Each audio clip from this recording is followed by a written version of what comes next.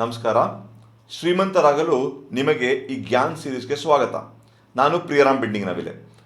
ಜ್ಞಾನ್ ಸೀರೀಸಲ್ಲಿ ನಾವು ಯಾವಾಗಲೂ ಒಂದು ಸಣ್ಣ ಟಾಪಿಕ್ ಕಲ್ತ್ಕೋತೀವಿ. ಒಂದು 15-20 ನಿಮಿಷ ವಿಡಿಯೋದಲ್ಲಿ ತುಂಬ ಉಪಯುಕ್ತವಾದ ನಮಗೆ ದಿನ ಟ್ರೇಡಿಂಗ್ಗೆ ಅಥವಾ ಸ್ಟಾಕ್ ಮಾರ್ಕೆಟ್ ಇನ್ವೆಸ್ಟ್ಮೆಂಟ್ಗೆ ಏನು ಬೇಕು ಅದು ತಿಳ್ಕೊಳ್ಳೋಕ್ಕೋಸ್ಕರ ಈ ಜ್ಞಾನ್ ಸೀರೀಸ್ನ ಸ್ಟಾರ್ಟ್ ಮಾಡಿದ್ದೀವಿ.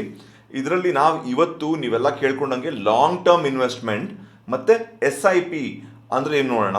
ಇದರ ಅಡ್ವಾಂಟೇಜ್ ಇದು ಯಾಕೆ ಮಾಡಬೇಕು ಮತ್ತು ಹೇಗೆ ಮಾಡಬೇಕು, ಅದು ಹೇಗೆ ವರ್ಕ್ ಆಗುತ್ತೆ, ಲಾಂಗ್ ಟರ್ಮಲ್ಲಿ ಅದರಲ್ಲಿ ಲಾಸ್ ಆಗೋ ಸಾಧ್ಯತೆ ಇದೆಯಾ, ಪ್ರಾಫಿಟ್ ಆಗೋ ಸಾಧ್ಯತೆ ಇದೆಯಾ, ಇದೆಲ್ಲ ನೋಡೋಣ ಇವತ್ತಿನ ವಿಡಿಯೋದಲ್ಲಿ. ತುಂಬ ಇಂಪಾರ್ಟೆಂಟ್ ನಾನು ಹೇಳಬೇಕಾಗಿದ್ದ ವಿಷಯ ಅಂದರೆ, ಲಾಂಗ್ ಟರ್ಮ್ ಮಾಡೋದು ವೆಲ್ತ್ ಕ್ರಿಯೇಷನ್ಗೋಸ್ಕರ. ಏನು ವೆಲ್ತ್ ಕ್ರಿಯೇಷನ್ ಅಂದರೆ ನಾನು ಶ್ರೀಮಂತನಾಗೋಸ್ಕರ. ಲಾಂಗ್ ಟರ್ಮ್ ಇನ್ವೆಸ್ಟ್ಮೆಂಟ್ ಮಾಡೋದು ನನ್ನ ತಿಂಗಳಿಗೆ ಬರುವ ಸಂಬಳಕ್ಕೋಸ್ಕರ ಅಲ್ಲ, ತಿಂಗಳಿಗೆ ನಾನು ಒಂದಷ್ಟು ದುಡ್ಡು ಬರಬೇಕು ಅನ್ನೋಕ್ಕೋಸ್ಕರ ಅಲ್ಲ.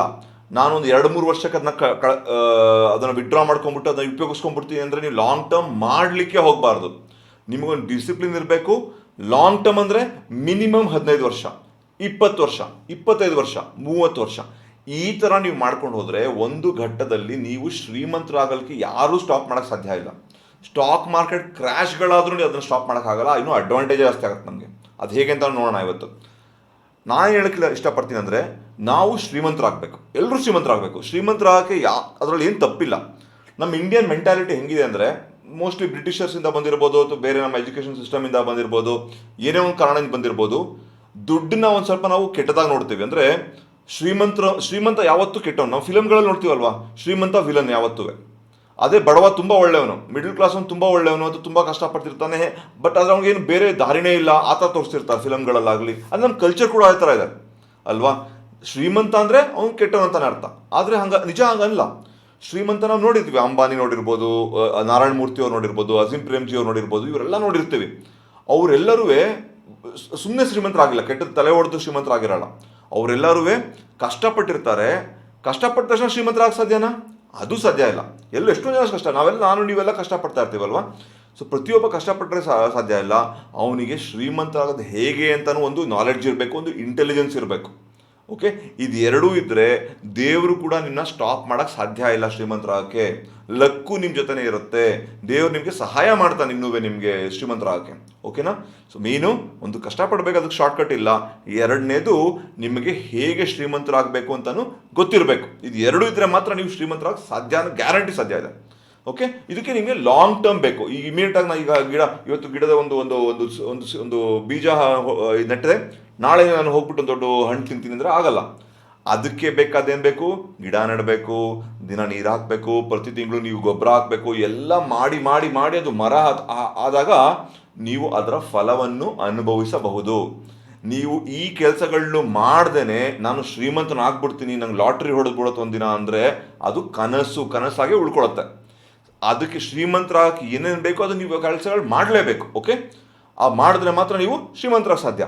ಅದಕ್ಕೆ ಒಂದು ದಾರಿ ಲಾಂಗ್ ಟರ್ಮ್ ಇನ್ವೆಸ್ಟ್ಮೆಂಟ್ ಅಥವಾ SIP ಅಂತ ಹೇಳ್ಬೋದು. ಲಾಂಗ್ ಟರ್ಮ್ ಇನ್ವೆಸ್ಟ್ಮೆಂಟ್ ಹೇಗೆ ಮಾಡೋದು, SIP ಹೇಗೆ ಮಾಡೋದು ಅದೆಲ್ಲ ನಿಮ್ಗೆ ಹೇಳ್ತೀನಿ, 2 ನಿಮಿಷದಲ್ಲಿ ಹೇಳ್ತೀನಿ. ಆದರೆ ಇದೊಂದು ದಾರಿ. ಬೇರೆ ದಾರಿಗಳಿರ್ಬೋದು, ನೀವೊಂದು ಬಿಸ್ನೆಸ್ ಮಾಡಿರ್ಬೋದು ಅಥವಾ ನೀವೊಂದು ಬಿಸ್ನೆಸ್ ಸ್ಟಾರ್ಟ್ ಮಾಡ್ಕೊಂಡು ಅದಕ್ಕೆ ಹುಡಿಸಿರ್ಬೋದು. ಅದೆಲ್ಲ ಬೇರೆ ಬೇರೆ ದಾರಿಗಳಿರ್ಬೋದು ಶ್ರೀಮಂತರಾಗಕ್ಕೆ. ನಮಗೆ ನಿಮಗೆ ಸರಳವಾದ ಒಂದು ವಿಷಯ ಅಂದರೆ ಒಂದು ಲಾಂಗ್ ಟರ್ಮ್ ಇನ್ವೆಸ್ಟ್ಮೆಂಟ್. ಆಯಿತಾ? ಲಾಂಗ್ ಟರ್ಮ್ ಇನ್ವೆಸ್ಟ್ಮೆಂಟಲ್ಲಿ ನಮಗೆ ಶ್ರೀಮಂತರಾಗಕ್ಕೆ ಒಂದು ಸಾಧ್ಯತೆ ತುಂಬ ಚೆನ್ನಾಗಿರುತ್ತೆ. ಈಗ ನಾನು ನಿಮಗೆ ಅದು ಹೇಗೆ ವರ್ಕ್ ಆಗುತ್ತೆ ಅಂತ ತೋರಿಸ್ತೀನಿ. ಲಾಂಗ್ ಟರ್ಮ್ ಇನ್ವೆಸ್ಟ್ಮೆಂಟ್ ಹೇಗೆ ವರ್ಕ್ ಆಗುತ್ತೆ ಅಂದರೆ, ಕಾಂಪೌಂಡಿಂಗ್ ಅಂತ ಹೇಳ್ತಾರೆ. ಕಾಂಪೌಂಡಿಂಗ್ ಅಂದರೆ ಏನು? ಕಾಂಪೌಂಡಿಂಗ್ ಅಂದರೆ ಒಂದು ಚಕ್ರ ಬಡ್ಡಿ. ನಾವು ಸರಳ ಬಡ್ಡಿ, ಚಕ್ರ ಬಡ್ಡಿ ಇವೆಲ್ಲ ಸ್ಕೂಲಲ್ಲಿ ಕಲ್ತಿದ್ದೀವಿ. ಸಿಂಪಲ್ ಇಂಟ್ರೆಸ್ಟ್, ಕಾಂಪೌಂಡ್ ಇಂಟ್ರೆಸ್ಟ್ ಕಲ್ತಿದ್ದೀವಿ. ಏನು ಕಾಂಪೌಂಡ್ ಇಂಟ್ರೆಸ್ಟ್ ಅಂತ ಹೇಳಿದ್ರೆ, ಈಗ ನಾನು ಈ ತಿಂಗಳು 100 ರೂಪಾಯಿ ಇನ್ವೆಸ್ಟ್ ಮಾಡಿದ್ದೀನಿ, ಆಯಿತಾ? ನನಗೆ 10% ರಿಟರ್ನ್ ಬರುತ್ತೆ. ಮುಂದಿನ ತಿಂಗಳು 100 ರೂಪಾಯಿಗೆ ನನಗೆ ಬಡ್ಡಿ ಸಿಗಲ್ಲ, 110 ರೂಪಾಯಿಗೆ 10% ಬಡ್ಡಿ ಸಿಗುತ್ತೆ. ಸೊ ನನಗೆ ಏನು ಬಡ್ಡಿ ಸಂಪಾದನೆ ಮಾಡಿರ್ತೀನಿ ಅದರ ಮೇಲೆ ಬಡ್ಡಿ ಸಿಗುತ್ತೆ. ಹಾಗಾಗಿ ಆಗ್ತಾ ಆಗ್ತಾ ಆಗ್ತಾ ಆಗ್ತಾ ಆಗ್ತಾ ಆಗ್ತಾ ಒಂದು ಲಾಂಗ್ ಟರ್ಮಲ್ಲಿ ನನ್ನ ಚಕ್ರ ಬಡ್ಡಿ ಮ್ಯಾಜಿಕ್ ಆಗಿ ದೊಡ್ಡದಾಗ್ಬಿಡ್ತಾ ಇರುತ್ತೆ. ಯಾಕಂದರೆ ಚಕ್ರ ಬಡ್ಡಿ ಮೇಲೆ ಚಕ್ರ ಬಡ್ಡಿ, ಚಕ್ರ ಬಡ್ಡಿ ಮೇಲೆ ಚಕ್ರ ಬಡ್ಡಿ, ಅದ್ರ ಮೇಲೆ ಬಡ್ಡಿ, ಅದ್ರ ಮೇಲೆ ಬಡ್ಡಿ, ಈ ಥರ ಆಗಿ ಆಗಿ ಆಗಿ ಆಗಿ ಆಗಿ ನನಗೆ ಲಾಂಗ್ ಟರ್ಮಲ್ಲಿ ಒಂದು ದೊಡ್ಡ ಒಂದು ಮೊತ್ತವಾಗಿ ಬರುತ್ತೆ. ಆಯಿತಾ? ಅದನ್ನು ನಾವು ಪ್ರಾಕ್ಟಿಕಲ್ಲಾಗೂ ನೋಡೋಣ ಹೇಗೆ ಅಂತ ನೋಡೋಣ. ಅದು ವರ್ಕ್ ಆಗುತ್ತೆ, ಖಂಡಿತ ವರ್ಕ್ ಆಗುತ್ತೆ. ನಾನು ನಿಮಗೆ ಈಗ ಒಂದು ಟೂಲ್ ತೋರಿಸ್ತಾ ಇದ್ದೀನಿ. ನಾನು ನಿಮಗೆ ಈ ಟೂಲಲ್ಲಿ ನೀವು ನೋಡ್ತಾ ಇದ್ದೀರಾ, ಯಾವುದೋ ಒಂದು ಟೂಲ್ ನೀವು ಗೂಗಲ್ ಮಾಡಿ, ಮ್ಯಾಜಿಕ್ ಆಫ್ ಕಾಂಪೌಂಡಿಂಗ್ ಕ್ಯಾಲ್ಕುಲೇಟರ್ ಅಂತ ಹೇಳಿದ್ರೆ ನಿಮ್ಗೆ ಬರುತ್ತೆ.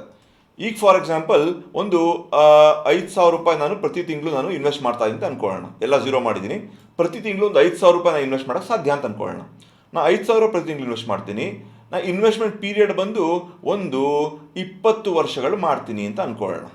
20 ಇಯರ್ಸ್ ಮಾಡ್ತೀನಿ ಅಂತ. ಯಾಕೆ 20 ಇಯರ್ಸ್, ಯಾಕೆ 15 ಇಯರ್ಸ್? ನೋಡಿ, ನಿಮಗೆ ಒಂದು ರಿಟೈರ್ಮೆಂಟ್ ಆಗಿ ದುಡ್ಡು ಬೇಕಾಗಿರ್ಬೋದು, ಅಥವಾ ನಿಮಗೆ ಒಂದು ನಿಮ್ಮ ಮಗಳ ಮದುವೆ ಮಾಡೋಕ್ಕಿರ್ಬೋದು, ಅಥವಾ ನಿಮ್ಮ ಮಗನ ಎಜುಕೇಷನ್ ಇರ್ಬೋದು, ಅಥವಾ ಮಗಳ ಎಜುಕೇಷನ್ ಇರ್ಬೋದು, ಮಗಳಿಗೆ ಒಂದು ಬಿಸ್ನೆಸ್ ಮಾಡ್ಕೊಳಕ್ಕಿರ್ಬೋದು, ಏನೇ ಒಂದು ಕಾರಣ ಇರ್ಬೋದು, ಅಥವಾ ಕಾರಣ ಇಲ್ಲದೇನೂ ಇರ್ಬೋದು. ನಾನು ಶ್ರೀಮಂತನಾಗಬೇಕು, ನಂತ ತುಂಬ ದೊಡ್ಡ ಒಂದು ಮೊತ್ತ ಇರಬೇಕು, ನಾನು ಮಜಾ ಮಾಡ್ಬೇಕು ಲೈಫಲ್ಲಿ. ಮಜಾ ಮಾಡೋದು ತಪ್ಪಿಲ್ಲ, ಮಜಾನೂ ಮಾಡ್ಬೇಕು ಲೈಫಲ್ಲಿ. ನಾವು ಯಾಕೆ ಕಷ್ಟಪಡ್ತಾ ಇರೋದು? ಇಷ್ಟೊಂದು ಮಜಾನೂ ಮಾಡಬೇಕು, ಎಲ್ಲ ಮಾಡಬೇಕು. ಒಂದು 10 ಜನ ಕೆಲಸ ಕೊಡೋಕ್ಕಿರ್ಬೋದು, ನೀವು ಒಂದು ಫ್ಯಾಕ್ಟ್ರಿ ಓಪನ್ ಮಾಡೋಕ್ಕಿರ್ಬೋದು, ಏನಕ್ಕಾದ್ರೂ ಇರ್ಬೋದು. ಒಂದು ವಿಷನ್ ಇರುತ್ತೆ, ನಾನು ಇಷ್ಟು ವರ್ಷಗಳು ನಾನು ಮಾಡ್ತೀನಿ ಅಂತ ಒಂದು ಇಟ್ಕೊಂಡಿರ್ಬೇಕು. ನಾನು ನಿಮ್ಗೆ ಹೇಳ್ಕೊಡೋ ಮೆಥಡ್ ಏನಿದೆ ನೋಡಿ, ಮ್ಯೂಚುವಲ್ ಫಂಡಲ್ಲಿ ಏನಾಗುತ್ತೆ ಅಂದರೆ, ಮ್ಯೂಚುವಲ್ ಫಂಡಲ್ಲಿ ಕೂಡ SIP ಮಾಡ್ಬೋದು. ಮ್ಯೂಚುವಲ್ ಫಂಡಲ್ಲಿ ಏನು ಮಾಡ್ತಾರೆ ಅಂದರೆ, ಅವರು ಒಂದು 100 ಸ್ಟಾಕಲ್ಲಿ ಇನ್ವೆಸ್ಟ್ ಮಾಡ್ತಾರೆ. ಅವರು 100 ಸ್ಟಾಕಲ್ಲಿ ಇನ್ವೆಸ್ಟ್ ಮಾಡಿ, ಅವರು ಕೆಲವು ಸ್ಟಾಕ್ ಪ್ರಾಫಿಟ್ ಆಗುತ್ತೆ, ಕೆಲವು ಸ್ಟಾಕ್ ಲಾಸ್ ಆಗುತ್ತೆ. ಅದನ್ನೆಲ್ಲ ಆವ್ರೇಜ್ ಮಾಡಿ ನಿಮ್ಗೊಂದು 15% CAGR, best of the best mutual fund ಒಂದು 15% CAGR ಅಂತ ಹೇಳ್ತಾರೆ. 15% ನಿಮ್ಗೆ ರಿಟರ್ನ್ಸ್ ಕೊಡ್ತಾ ಇರ್ತಾರೆ ಅಲ್ವಾ? ಅದನ್ನು ಆ ಥರ ಮಾಡ್ತಿರ್ತಾರೆ. ನಾನು ನಿಮ್ಗೆ ಏನು ಮೆಥಡ್ ಹೇಳ್ಕೊಡ್ತೀನಿ ಅಂದರೆ, ಆ ಮ್ಯೂಚುವಲ್ ಫಂಡಲ್ಲಿ ಆಗುವ ನೆಗೆಟಿವ್ ಎಫೆಕ್ಟ್ಸ್ ಏನಿದೆ ಅಂದರೆ, ಈ ಆವ್ರೇಜ್ ಔಟ್ ಮಾಡ್ಬಿಟ್ಟು ನಿಮಗೆ ಅಷ್ಟೊಂದು ಒಳ್ಳೆ ಪ್ರಾಫಿಟ್ ಬರ್ತಾ ಇರಲ್ಲ. ಅವ್ರು ಲಾಸ್ ಆದರೆ ಫುಲ್ ಲಾಸ್ ನಿಮ್ಮ ತಲೆ ಮೇಲೆ ಹೊರಿಸ್ಬಿಡ್ತಾರೆ. ಆದರೆ ಪ್ರಾಫಿಟ್ ಮಾತ್ರ ಆವ್ರೇಜ್ ಮಾಡಿ ಅದಕ್ಕೆ ಎಷ್ಟಾಗುತ್ತೋ ಅಷ್ಟು ಮಾತ್ರ ನಿಮ್ಗೆ ಕೊಡ್ತಿರ್ತಾರೆ ಅಲ್ವಾ? ಸೊ ಆ ಒಂದು ನೆಗೆಟಿವ್ ಫ್ಯಾಕ್ಟರ್ನ ತೆಗೆದುಬಿಟ್ಟು ನಿಮಗೆ ಈ ಒಂದು ಮೆಥಡ್ ಹೇಳ್ಕೊಡ್ತೀನಿ ಈಗ ಸ್ವಲ್ಪ ಹೊತ್ತಿಗೆ. ಆ ಮೆಥಡ್ ಪ್ರಕಾರ ಒಂದು 25 to 30% ಮಾಡೋದು ಕಷ್ಟನೇ ಇಲ್ಲ, ಖಂಡಿತ ಬಂದೇ ಬರ್ತದೆ 25-30%. ಸೊ ಅಕಸ್ಮಾತ್ ಏನಾದರೂ ಒಂದು 25% ನಿಮಗೆ ರಿಟರ್ನ್ಸ್ ಬರೋದಾದರೆ, ನನ್ನ ಮೆಥಡ್ ಹೇಳ್ಕೊಡೋದ್ರಲ್ಲಿ ಬರೋದಾದರೆ, ನೀವು ಹೂಡಿಸಿರುವ ದುಡ್ಡು ಬರೀ 12 ಲಕ್ಷ. ಈ 20 ವರ್ಷದಲ್ಲಿ 12 ಲಕ್ಷ ಹೂಡಿಸಿರ್ತೀರಾ, ನಿಮಗೆ ಒಂದು 2 ಕೋಟಿ ಚಿಲ್ಲರೆ, 2 ಕೋಟಿ 5 ಲಕ್ಷ, ಎಷ್ಟು 2 ಕೋಟಿ 5 ಲಕ್ಷ ಚಿಲ್ಲರೆ ನಿಮಗೆ ಒಂದು ದುಡ್ಡು ಒಂದು ದೊಡ್ಡ ಮೊತ್ತವಾಗಿ ಬರುವ ಸಾಧ್ಯತೆಗಳಿರುತ್ತೆ. ಅದೇ ನೀವು 20 ವರ್ಷನ 25 ವರ್ಷ ಮಾಡಿದ್ರಿ ಅಂತ ಅನ್ಕೊಳ್ಳೋಣ, ಆಯಿತಾ? 20 ವರ್ಷ 25, ನೋಡಿ ಇದೇ ಕಾಂಪೌಂಡಿಂಗ್. ಸಡನ್ ಮೇಲೆ ನೋಡಿ, ಹಿಂಗೆ ಹೋಗ್ತಿರೋ ಗ್ರಾಫು, ಈ ಥರ ಹೋಗ್ತಿರೋ ಒಂದು ಗ್ರಾಫ್ ಏನಿದೆ ಇಲ್ಲಿ ಬರೆದು ತೋರಿಸ್ತಾ ಇದ್ದೀನಿ ನಿಮಗೆ.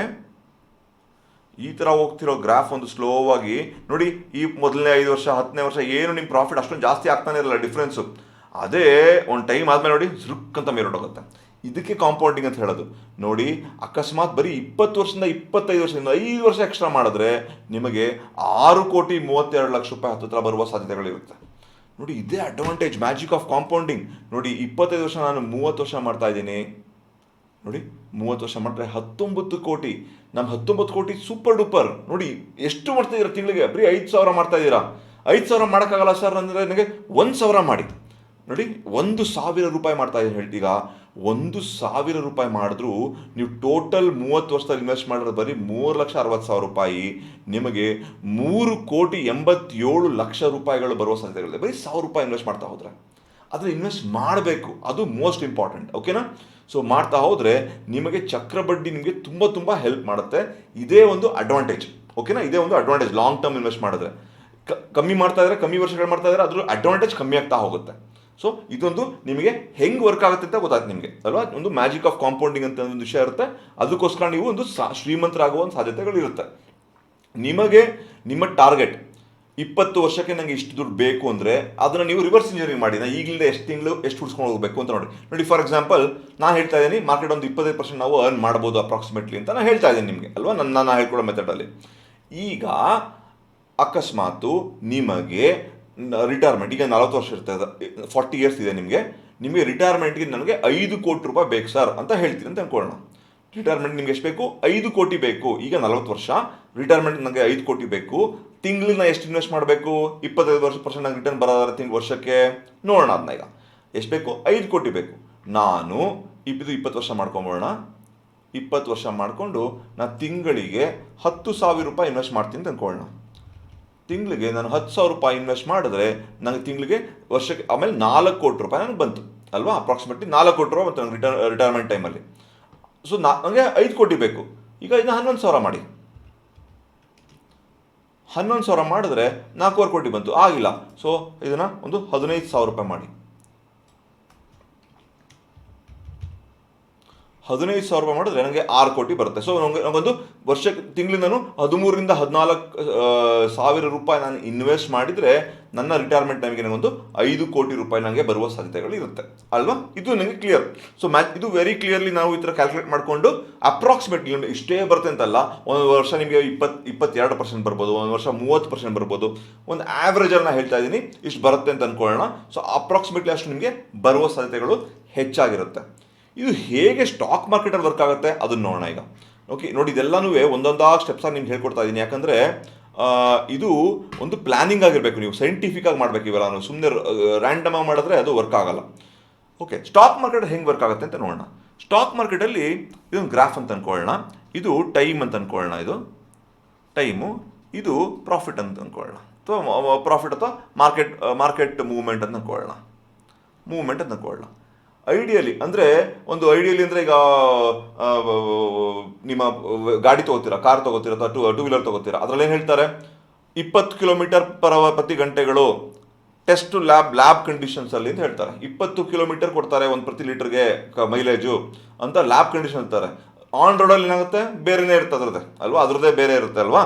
ಸೊ ಐಡಿಯಲ್ ಕಂಡೀಷನ್ಸಲ್ಲಿ ಮಾರ್ಕೆಟು ಈ ಥರ ಹೋಗ್ತಾ ಇರಬೇಕು, ಮಾರ್ಕೆಟು ಬೇರೆ ಬಣ್ಣದಲ್ಲಿ ಬರಿತೀನಿ, ಮಾರ್ಕೆಟು ಈ ಥರ ಹೋಗ್ತಾ ಇರಬೇಕು. ಓಕೆ, ಮಾರ್ಕೆಟ್ ಆ ಥರ ಹೋಗಬೇಕು. ಮಾರ್ಕೆಟ್ ಆ ಥರ ಹೋಗುತ್ತಾ ಸ್ಟ್ರೈಟಾಗಿ? ಹೋಗಲ್ಲ. ಏನು ಮಾಡುತ್ತೆ, ಒಂದೊಂದು ಸರಿ ಸಡನ್ನಾಗಿ ಮೇಲೋಡೋಗುತ್ತೆ, ಆ ಥರ ಸಡನ್ನಾಗಿ ಮೇಲೆ ಹೋದರೆ ಅದು ವಾಪಸ್ ಆ್ಯಾವ್ರೇಜ್ ಕಡೆ ಬರಬೇಕು. ಒಂದೊಂದ್ಸರಿ ಸಡನ್ನಾಗಿ ಬಿದ್ದೋದ್ರೂ ವಾಪಸ್ ಆ್ಯಾವ್ರೇಜ್ ಕಡೆ ಬರಬೇಕು. ಸೊ ಈ ಥರ ಮಾಡ್ಕೊಂಡು ಮಾರ್ಕೆಟು ಮೇಲೆ ಕೆಳಗೆ ಹೋಗ್ತಾ ಇರುತ್ತೆ. ಬಟ್ ಎಷ್ಟೇ ಮಾಡಿದ್ರೂ ವಾಪಸ್ ಅದು ಆವ್ರೇಜ್ ಕಡೆಗೆ ಬರಬೇಕು. ಇದಕ್ಕೆ ಹೇಳ್ತಾರೆ ಸ್ಟ್ಯಾಂಡರ್ಡ್ ಡಿವಿಯೇಷನ್, SD ಅಂತ ಕರೀತಾರೆ. ಸ್ಟ್ಯಾಂಡರ್ಡ್ ಡಿವಿಯೇಷನ್ ಅಂತ ಹೇಳ್ತಾರೆ. ಅಂದರೆ ಡಿವಿಯೇಷನ್ ಆದರೆ ವಾಪಸ್ ಮಾರ್ಕೆಟು ಸ್ಟ್ಯಾಂಡರ್ಡ್ ಕಡೆಗೆ ಬರಬೇಕು, ಡಿವಿಯೇಷನ್ ಆದರೆ ಮಾರ್ಕೆಟು ವಾಪಸ್ ಸ್ಟ್ಯಾಂಡರ್ಡ್ ಕಡೆ ಬರಬೇಕು ಅಂತ ಒಂದು ಮಾರ್ಕೆಟಲ್ಲಿ ಆಗ್ತಾ ಇರುತ್ತೆ.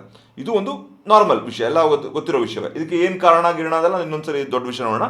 ಬಟ್ ಈ ಥರ ಆಗ್ತಾ ಇರುತ್ತೆ ಮಾರ್ಕೆಟಲ್ಲಿ. ನಾವು ಈ ಒಂದು ಮಾರ್ಕೆಟ್ನ ಬಿಹೇವಿಯರ್ ಇದೆಯಲ್ಲ, ಇದನ್ನು ಯೂಸ್ ಮಾಡಿಕೊಂಡು ನಾವು ಲಾಂಗ್ ಟರ್ಮ್ಗೆ ಇನ್ವೆಸ್ಟ್ಮೆಂಟ್ ಮಾಡ್ತಿರ್ತೀವಿ. ಈ ಒಂದು ಮೆಥಡ್ನ ಯೂಸ್ ಮಾಡಿಕೊಂಡು ನಾವು ಲಾಂಗ್ ಟರ್ಮಲ್ಲಿ ಇನ್ವೆಸ್ಟ್ಮೆಂಟ್ ಮಾಡ್ತಾ ಇರ್ತೀವಿ. ಮಾರ್ಕೆಟಲ್ಲಿ ನನಗೆ ಆ ಚಕ್ರಬಡ್ಡಿ ಸಿಗುವ ಸಾಧ್ಯತೆಗಳು ಇರುತ್ತೆ.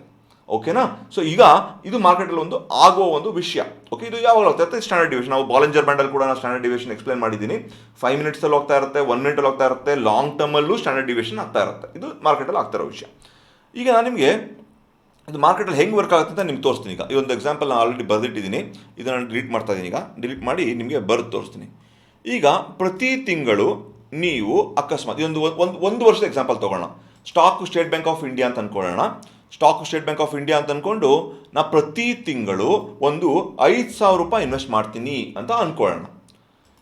ಸ್ಟೇಟ್ ಬ್ಯಾಂಕ್ ಆಫ್ ಇಂಡಿಯಾನ ಬೆಲೆ ಫಸ್ಟ್ ಮಂತು ಒಂದು 200 ರೂಪಾಯಿ ಇತ್ತು ಅಂತ ಅಂದ್ಕೊಳ್ಳೋಣ.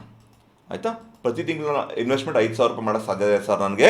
ನಾನು 200 ರೂಪಾಯಿ ಪ್ರತಿ ಒಂದು state Bank of India stock 200 ರೂಪಾಯಿ ಇದೆ ಈಗ ಫಸ್ಟ್ ತಿಂಗಳು ಅಂತ ಅಂದ್ಕೊಳ್ಳೋಣ. ಎಕ್ಸಾಂಪಲ್ಗೋಸ್ಕರ ಹೇಳ್ತಾ ಇರೋದು ನಾನು, ಬೇರೆ ಎಷ್ಟೋ ಇರ್ಬೋದು, ಎಕ್ಸಾಂಪಲ್ ಹೇಳ್ತಾ ಇರೋದು. ಹಿಂಗಿದ್ರೆ ನೀವು ಎಷ್ಟು ಬೈ ಮಾಡ್ಬೋದು, ಕ್ವಾಂಟಿಟಿ ಎಷ್ಟು ಬಿಡ್ಬೋದು, 5,000 ಡಿವೈಡೆಡ್ ಬೈ 200 ಅಲ್ವಾ. ಸೊ ನೀವೊಂದು 25 ಸ್ಟಾಕ್ನ ಇನ್ವೆಸ್ಟ್ ಮಾಡ್ಬೋದು ಮೊದಲನೇ ತಿಂಗಳು ಎಷ್ಟು ಕೊಂಡ್ಕೊಂಡ್ರಿ, 25 ಸ್ಟಾಕ್ ಕೊಂಡ್ಕೊಂಡ್ರಿ. ನಾ ಪ್ರತಿ ತಿಂಗಳು ಎಷ್ಟು ಇನ್ವೆಸ್ಟ್ ಮಾಡ್ತೀನಿ, 5,000 ರೂಪಾಯಿನೇ. ಇದು 5,000 ರೂಪಾಯಿ ಪ್ರತಿ ತಿಂಗಳು ಇನ್ವೆಸ್ಟ್ ಮಾಡೋಕ್ಕೆ ಸಾಧ್ಯ. ಸೊ ಒಂದು ವರ್ಷದ ಎಕ್ಸಾಂಪಲ್ ತೊಗೊತಾ ಇದ್ದೀನಿ ನಾನು ನಿಮಗೆ. ಪ್ರತಿ ತಿಂಗಳು 5,000 ರೂಪಾಯಿ ಮಾಡ್ತಾ ಇರ್ತೀರಾ. ಟೋಟಲ್ ನೀವು ಎಷ್ಟು ಇನ್ವೆಸ್ಟ್ ಮಾಡಿರ್ತೀರ ಒಂದು ವರ್ಷದ ಕೊನೆಗೆ, ಒಂದು 60,000 ರೂಪಾಯಿ ನೀವು ಇನ್ವೆಸ್ಟ್ ಮಾಡಿರ್ತೀರ ಅಲ್ವಾ. ಟೋಟಲ್ ಒಂದು 60,000 ರೂಪಾಯಿ ನೀವು ಇನ್ವೆಸ್ಟ್ ಮಾಡಿರ್ತೀರ. ಈಗ ನೆಕ್ಸ್ಟ್ ಮಂತ್ ಏನಾಯಿತು, ಮಾರ್ಕೆಟ್ ಮೇಲೋಡೋಯ್ತು. Next month market State Bank of India price ಮೇಲೋಡೋಯ್ತು.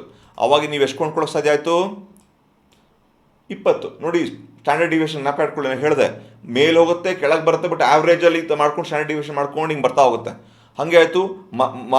ಮಾರನೇ ತಿಂಗಳು ಜೋರಾಗಿ ಮಾರ್ಕೆಟ್ ಬಿದ್ದೋಯ್ತು, 150 ಆಗುತ್ತೆ ಸ್ಟಾಕ್. ಏನು ಮಾಡ್ಕೋಬೇಕು, ನೀವು ಪ್ಯಾನಿಕ್ ಮಾಡ್ಕೋಬಾರ್ದು, ಖುಷಿ ಪಡ್ಕೋಬೇಕು. ಈಗ ನೀವು ಇನ್ನೂ ನೆಕ್ಸ್ಟ್ ಮಂತ್ ಏನು ಮಾಡಿದ್ರೆ ನೀವು 33 ಸ್ಟಾಕ್ ಕೊಂಡ್ಕೊಂಡ್ರಿ. ಹಾಗೇ 175 ಆಯಿತು ಪ್ರತಿ ತಿಂಗಳು, ಹಾಗೇ ಒಂದು 180 ಆಯಿತು, ಆಮೇಲೆ ಮತ್ತೆ 200 ರೂಪಾಯಿ ಆಯಿತು. ಇದರ ಎಕ್ಸಾಂಪಲ್ ಇದು ಆಗ್ತಾ ಇರ್ತವೆ ಹಿಂಗೇನೆ. ಮತ್ತು 220 ರೂಪಾಯಿ ಆಯಿತು, ಆಮೇಲೆ 250 ರೂಪಾಯಿ ಆಯಿತು, ಮತ್ತು 300 ರೂಪಾಯಿ ಆಗೋಯ್ತು, ಮತ್ತು 100 ರೂಪಾಯಿ ಆಗೋಯ್ತು. ಹೀಗೆಲ್ಲ ಆಗ್ತಾ ಹೋಗ್ತು. ನಾನು ಸುಮ್ಮನೆ ರ್ಯಾಂಡಮಾಗಿ ಬರಿತಾ ಇದ್ದೀನಿ ನಂಬರ್ಗಳು, ನಾನೇನು ಕ್ಯಾಲ್ಕುಲೇಟ್ ಮಾಡ್ತಾ ಇಲ್ಲ. ಮತ್ತೆ 170 ರೂಪಾಯಿ ಆಯಿತು ಅಥವಾ 160 ರೂಪಾಯಿ ಆಯಿತು, ಎಷ್ಟೊಂದು ಆಯಿತು ಅಂತ ತಿಳ್ಕೊಳ್ಳೋಣ. ಮತ್ತೆ 12ನೇ ತಿಂಗಳಿಗೆ 200 ರೂಪಾಯಿನೇ ಬಂತು. ಎಲ್ಲಿಗೆ ಸ್ಟಾರ್ಟ್ ಮಾಡ್ಕೊಂತು ವಾಪಸ್ ಅಲ್ಲಿಗೆ ಬಂದು ಕೂತ್ಕೊಂತು ಮಾರ್ಕೆಟ್. ಈಗ ಹಿಂಗಾಯ್ತು, ನೀವು ಹಿಂಗೆ ಪ್ರತಿ ತಿಂಗಳು ಮಾರ್ಕೆಟ್ ಬೀಳತ್ತಾ ಮೇಲೆ ಹೋಗುತ್ತಾ ಏನು ನೋಡ್ತಾ ಇಲ್ಲ. ಹೆಂಗೆ ಇನ್ವೆಸ್ಟ್ ಮಾಡೋದು ನಾನು ತೋರಿಸ್ತೀನಿ ಆಮೇಲೆ ನೆಕ್ಸ್ಟ್ ಚಾಪ್ಟರ್, ಅದು ನೆಕ್ಸ್ಟ್ ಅದೇ ಹೇಳ್ಕೊಡ್ತಾ ಇರೋದು ನಿಮಗೆ. ಹೆಂಗೆ ಮಾಡೋದೆಲ್ಲ ಹೇಳ್ಕೊಡ್ತೀನಿ, ಆದರೆ ಇದು ಕಾನ್ಸೆಪ್ಟ್ ಹೇಳ್ಕೊಡ್ತಾ ನಿಮ್ಗೆ ಫಸ್ಟು. ಸೊ ಪ್ರತಿ ತಿಂಗಳು ಹಿಂಗೆ ಮಾಡ್ತಾ ಹೋಗ್ತಿರ್ತೀರಾ, ನೀವು ತಲೆ ಕೆಡ್ಸ್ಕೊಳಕ್ಕೆ ಹೋಗಲ್ಲ. ಬೀಳ್ತಾ ಇದೆಯಾ ಮೇಲೆ ಹೋಗ್ತಾ ಏನು ತಲೆ ಕೆಡ್ಸ್ಕೊಳ್ಳಲ್ಲ. ಪ್ರತಿ ತಿಂಗಳು 5,000 ರೂಪಾಯಿ ಹಾಕಬೇಕು, ಹಾಕ್ತಾ ಇದ್ದೀರಾ ಅಷ್ಟೇ ನೀವು. ಅದಕ್ಕೆ ಎಷ್ಟಾಗುತ್ತೋ ಅಷ್ಟು ಸ್ಟಾಕ್ ಕೊಂಡ್ಕೋತಾ ಇದ್ದೀರಾ. ಸೊ ಪ್ರತಿ ತಿಂಗಳು ಈ ಥರ ಮಾಡ್ತಾ ಮಾಡ್ತಾ ಮಾಡ್ತಾ ಮಾಡ್ತಾ ನಿಮಗೆ ಒಂದು ಈ ಥರ ಆಗ್ತಾ ಹೋಗುತ್ತೆ. ಈಗ ನನಗೆ ನಂತರ ಟೋಟಲ್ ಕ್ವಾಂಟಿಟಿ ಎಷ್ಟಿದೆ, ಟೋಟಲ್ ಕ್ವಾಂಟಿಟಿ ಅಂದರೆ ಎಷ್ಟು State Bank of India stock ಕೊಂಡ್ಕೊಳ್ಳೋಕ್ಕಾಯ್ತು ನನಗೆ, ಅದನ್ನು ಇಲ್ಲಿ ಬರಿತಾ ಇದ್ದೀನಿ ನಾನು ನೋಡಿ. ಈಕ್ವಲ್ ಟು ಸಮ್ ಆಫ್ ಇಷ್ಟರದ್ದು ಸಮ್ ಅಂದರೆ ಟೋಟಲ್ ನೋಡಿದ್ರೆ ನಾನು 325 ಸ್ಟಾಕ್ ಕೊಂಡ್ಕೊಂಡಿದ್ದೀನಿ ವರ್ಷದ ಕೊನೆಗೆ. ಈಗ ನಾನು ಟೋಟಲ್ ಇನ್ವೆಸ್ಟ್ ಮಾಡಿರೋದಷ್ಟು 60,000 ರೂಪಾಯಿ. 325 ಸ್ಟಾಕ್ ಕೊಂಡ್ಕೊಂಡಿದ್ದೀನಿ. ಸ್ಟಾಕ್ ಮೇಲೆ ಹೋಗಲಿ ಕೆಳಗೆ ಹೋಗಲಿ, ನಾನು 320 ಸ್ಟಾಕ್ ತೊಗೊಂಡಿದ್ದೀನಿ. ನನಗೆ ವರ್ಷದ ಕೊನೆ ನಾನು 60,000 ರೂಪಾಯಿ ಎಷ್ಟಾಗಿದೆ, ಈಗ ಎಷ್ಟಾಗಿದೆ, 325 ಇಂಟು 200 ರೂಪಾಯಿ. ಈಗ 200 ರೂಪಾಯಿ ಅಲ್ಲ, 12 ತಿಂಗಳು 200 ರೂಪಾಯಿ ಆಗಿದೆ. 200 ರೂಪಾಯಿ ಅಂತ ಬರಿತೀನಿ ಈಗ. 325 ಇಂಟು 200 ರೂಪಾಯಿ ಈಗಿನ ಬೆಲೆ, ನಾನು 65,000 ರೂಪಾಯಿ ನನ್ನ ಬೆಲೆ ಆಗಿದೆ. ನೋಡಿ, ಸ್ಟಾಕ್ ಮಾರ್ಕೆಟ್ ಮೇಲೆ ಹೋಯ್ತು ಕೆಳಗೆ ಹೋಯ್ತು, ಏನೇ ಆಗಲಿ ನಾನು ಪ್ರತಿ ತಿಂಗಳು ಕೊಂಡ್ಕೊಂಡು ಹೋಗ್ತಾ ಇದ್ದೀನಿ. ಒಂದೇ ವರ್ಷದ ಕೊನೆಗೆ ನನಗೆ ಆಲ್ರೆಡಿ 5,000 ರೂಪಾಯಿ ನನಗೆ ಪ್ರಾಫಿಟ್ ಬಂದಿದೆ ಅಂತ ಅಂದ್ಕೊಳ್ಳೋಣ ಎಕ್ಸಾಂಪಲ್ಗೆ. ಇದೇ ರೀತಿ ಆಗ್ತಾ ನೆಕ್ಸ್ಟು ನನಗೆ 65,000 ರೂಪಾಯಿ ನೆಕ್ಸ್ಟ್ ನನಗೆ ಚಕ್ರಬಡ್ಡಿ ಬರಬೇಕು ಅಲ್ವಾ. ಹಾಗೆ ಪ್ರತಿ ವರ್ಷ ಜಾಸ್ತಿ ಆಗ್ತಾ ಚಕ್ರಬಡ್ಡಿ ಆಗಿ ಅದು ಎಕ್ಸ್ಪೋನೆನ್ಷಿಯಲ್ ಆಗುತ್ತೆ. ಬರೀ ಒಂದೇ ವರ್ಷ ತೋರಿಸ್ತಾ ಇರೋದು. ನಂಗೆ ಫಸ್ಟ್ ಇಯರ್ಗೆ ಅಪ್ರಾಕ್ಸಿಮೇಟ್ಲಿ ನನಗೆ ಎಷ್ಟು ಬಂತು, ನನಗೆ 5,000 ರೂಪಾಯಿ ಪ್ರಾಫಿಟ್ ಬಂದಿದೆ. 5,000 ಡಿವೈಡೆಡ್ ಬೈ 60,000 ಅಂದರೆ ನನಗೆ ಮಾಡೋದಲ್ಲ ಇಲ್ಲಿ. ಓಕೆ ಇದು ಯಾಕೆ ಅಂದರೆ ನಾನು ಫಾರ್ಮ್ಯಾಟ್ ಚೇಂಜ್ ಮಾಡಿದ್ದೀನಿ.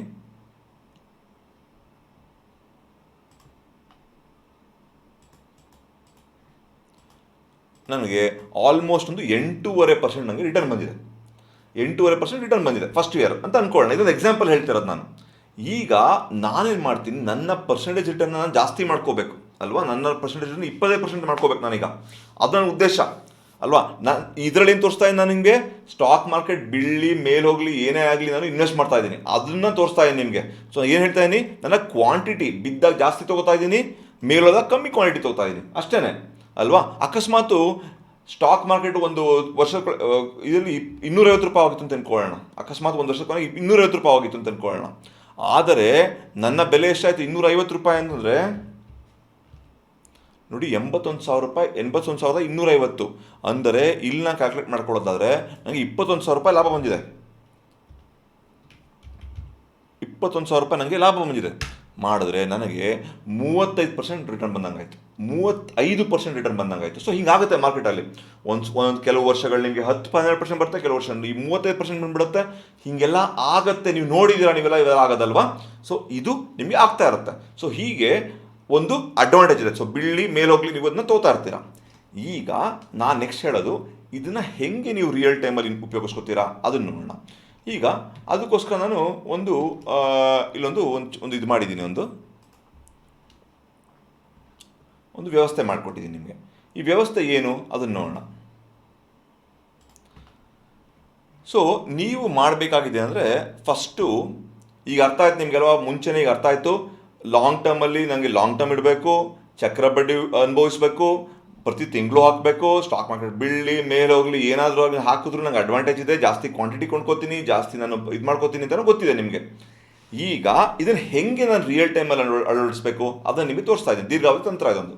ಇದರಲ್ಲಿ ನಾನು ಒಂದು 7 ಹಂತ ಇಟ್ಟಿದ್ದೀನಿ. 7 ಹಂತ ಅಂದರೆ 7 ಸ್ಟೆಪ್ಸ್ಗಳು ಅಥವಾ 7 ಸ್ಟೆಪ್ಸ್ ಇಟ್ಟಿದ್ದೀನಿ. ಆ 7 ಸ್ಟೆಪ್ಸ್ ಏನು ಅಂತ ನೋಡೋಣ. ಮೊದಲನೇ ಸ್ಟೆಪ್ ಏನು, ನಿಫ್ಟಿ 50ಇಂದ ಒಂದು ಟಾಪ್ 5 ಸ್ಟಾಕನ್ನು ಆಯ್ಕೆ ಮಾಡಿ. ಯಾವುದಾದ್ರೂ 5 ಸ್ಟಾಕ್ ಆಯ್ಕೆ ಮಾಡಿ ನಿಫ್ಟಿ 50ಇಂದ. ಅದು ಬೇರೆ ವಲಯದಿಂದ ಹೊಂದಿರಬೇಕು. 5 ಸ್ಟಾಕು ಬೇರೆ ಬೇರೆ ವಲಯದಲ್ಲಿ ಹೊಂದಿರಬೇಕು. ಇದು ನೀವು 5ನ 10 ಮಾಡ್ಕೋಬೋದು, 5ನ 3 ಮಾಡ್ಕೊಳ್ಳಿ, 5ನ 15 ಮಾಡ್ಕೊಳ್ಳಿ. ನೀವು ಎಷ್ಟು ಹೂಡಿಕೆ ಮಾಡ್ತೀರಾ ಅದರ ಮೇಲೆ ಡಿಪೆಂಡ್ ಆಗಿರುತ್ತೆ. ಅಪ್ರಾಕ್ಸಿಮೇಟ್ಲಿ 5ರಿಂದ 10,000 ರೂಪಾಯಿ ಹೂಡಿಕೆ ಮಾಡೋರು ಒಂದು 5 ಸ್ಟಾಕ್ನ ಆರಿಸ್ಕೊಳ್ಳಿ. ಇದು ನಿಮ್ಮ ಮ್ಯೂಚುವಲ್ ಫಂಡಿನ ಒಂದು ಪೋರ್ಟ್ಫೋಲಿಯೋ. ಇದೇ ನಿಮ್ಮ ಒಂದು ಪೋರ್ಟ್ಫೋಲಿಯೋ. ಸೊ ಈಗೇನು ಮಾಡ್ತಿದ್ದೀರಾ, ನೀವು ಒಂದು ಪೋರ್ಟ್ಫೋಲಿಯೋನ ಬಿಲ್ಡ್ ಮಾಡೋಕ್ಕೆ ಪ್ರಯತ್ನ ಪಡ್ತಿದ್ದೀರಾ. ಸೊ ಈಗ ನೀವು ಒಂದು 5 ಸ್ಟಾಕ್ನ ಸೆಲೆಕ್ಟ್ ಮಾಡ್ಕೊಂಡು ಇಟ್ಕೊಂಡಿದ್ದೀರಾ.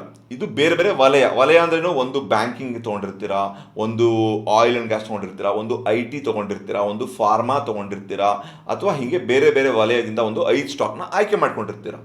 ಯಾವುದಾದರೂ 5 ಸ್ಟಾಕು ನಿಫ್ಟಿ 50ಇಂದ ಇಲ್ಲಿರಬೇಕದು, ಟಾಪ್ 5 ಟಾಪ್ 10 ಇರಬೇಕದು. ಇದು ನಮ್ಮ ದೇಶದ ಒಂದು ಬ್ಯಾಕ್ ಬೋನ್ ಅಂದರೆ ನಮ್ಮ ಒಂದು ಬೆನ್ನೆಲುಬು. ಈ ಥರ ಕಂಪನಿಗಳು ಬೀಳಕ್ಕೆ ಸಾಧ್ಯ ಇಲ್ಲ.